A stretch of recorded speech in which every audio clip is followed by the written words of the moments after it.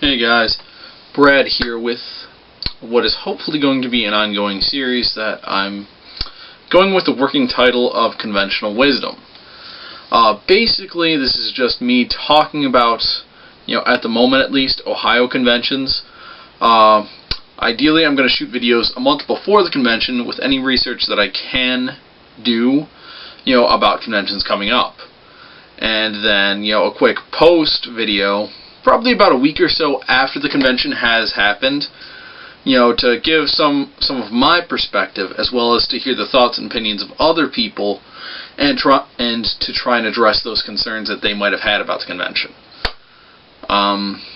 It might not make sense right now, but it'll make sense in a few minutes as I do the videos. So anyway, first up, this is the introductory episode, and I'm going to be, looking back at Zipcon. For those of you who don't know, Zipcon 2014 was held at the University of Akron in Ohio. Unfortunately, I was not able to go to this convention because I had work that day. I was in the meat department, and so I did not get to personally experience this convention. But, I made a Facebook group called Ohio Cosplay Meetups, and, I posed the question, okay, for those of you who went to Zipcon, what did you think of this convention? And I heard back from the people, I read the comments, and I'm here to report back at least my interpretation of what was said. There wasn't a lot, really, to go off of, but, there were a couple of big things, people generally seemed to like the convention. They had fun, they met some cool new people, and it was just a good experience overall. So, kudos on that. Second, this is kind of an unfortunate point, but I guess at a certain point they'd reached the maximum capacity for people that they could let into the convention area. So they unfortunately had to turn people away at a certain point in the day. Unless, other people came up, unless other people left the convention so that others could enter. Basically, it was a fire code thing, so not really the convention's fault, but an unfortunate thing nonetheless that, I'm going to talk about in a minute. And then, actually, really, it was just the two things. People had fun and the fire code thing. Now, again, I didn't go to this convention, so I'm just going off of things that I've heard from people, in the group. So I'm going to be a bit vague, unfortunately. But basically, this was the first time this convention was held, so, kudos to the University of Akron as well as to the people who hosted this convention. It's nice to see new conventions pop up. Like, I work with NeonCon, and, it was a wonderful experience for me, and for the people who went to the convention, they liked it too. So, it's awesome to hear about this stuff, because unfortunately we can't all get to, the Colossal Cons, the Ohio Cons, or the Yuma Cons, the big name conventions where it's all weekend and you have to, make a road trip for it. So, first off, thank you, people, thanks to you who hosted Zipcon. Now, I know some people were upset about the capacity thing, and like I'd said, from what I heard, it was basically a fire code thing, which is something that we have to work with. I mean, if a fire or some other emergency broke out, the people running the convention have to be able to safely, and quickly get people out of harm's way, which means that, they have to follow the rules established by, the fire marshal. So, yes, it does suck that they ran into, capacity issues, but there's legitimate reason for it. And, nothing happened, of course, but they have to be prepared for that. Because, I mean, if something happens to people on the Akron University campus, that could be a bad thing for them. So, it's something we have to deal with. Let's see, another thing that I heard about, was apparently there were consent forms that people had to fill in before entering the convention floor. Some people had the issue of, oh hey, we had to wait like an hour for forms and such.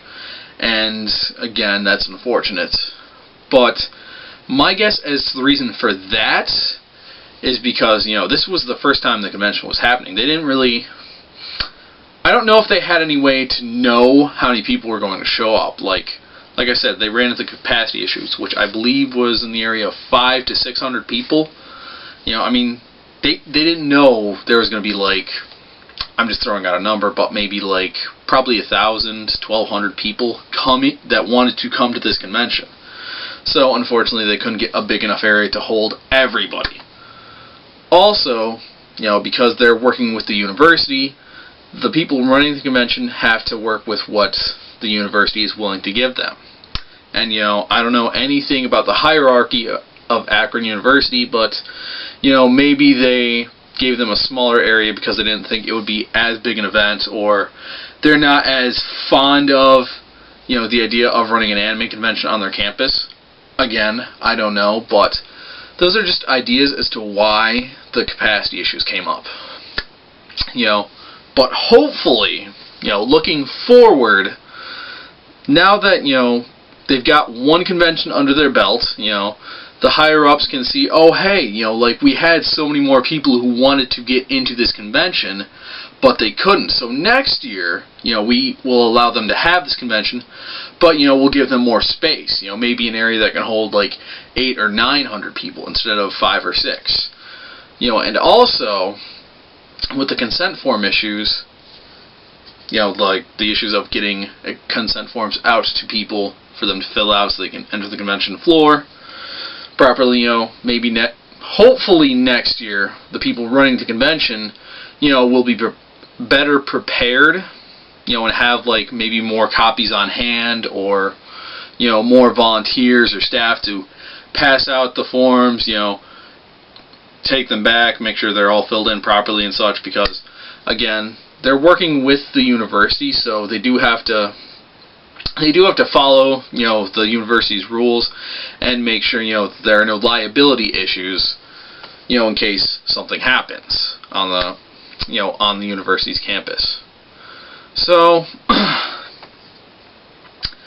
yes, there were a few unfortunate points with Zipcon, but, this was the first time the convention was happening.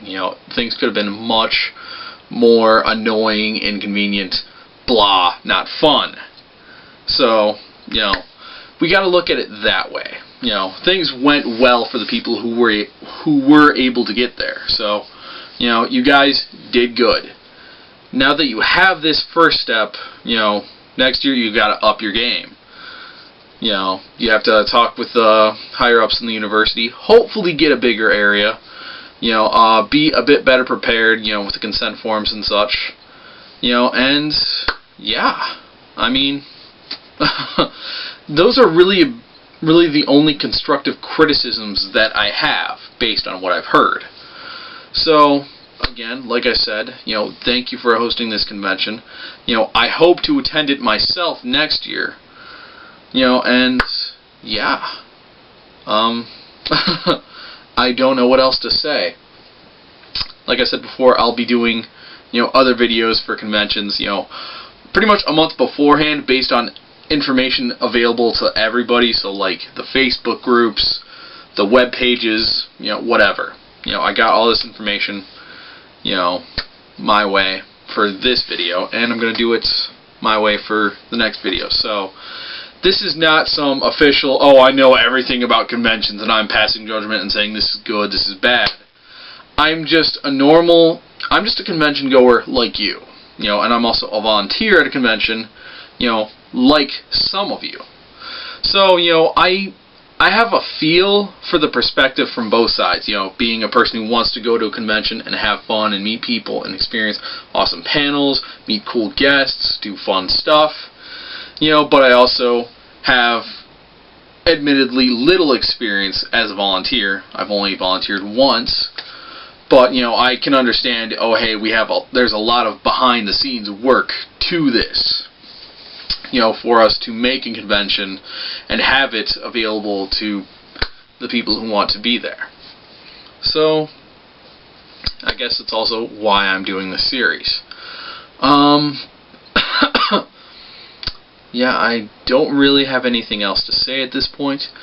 So I will just say, again, people who hosted Zipcon, Akron University, thank you for allowing us, for hosting this convention.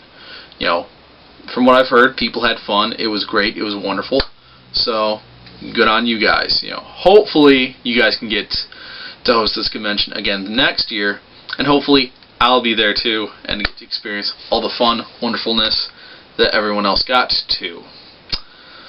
So, yeah. Now I'm actually done. Anyway, stay tuned, guys. The next convention I'm going to be covering is Marathon at Bowling Green State University on March 22nd. So, yeah, stick around. Valiant out.